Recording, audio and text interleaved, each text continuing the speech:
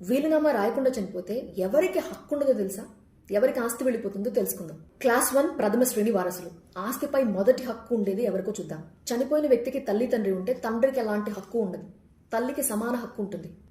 భార్య భర్త ఆస్తిలో పిల్లలతో సమానంగా భార్యకి హక్కు ఉంటుంది. పిల్లలు కొడుకులతో సమానంగా కూతుర్లకి సమాన హక్కు ఉంటుంది. ఒకవేళ కొడుకు కూతురు మరణించుంటే వాళ్ళ పిల్లలకి వెళుతుంది. అంటే అతని మనవళ్ళు మనవరాళ్ళకి.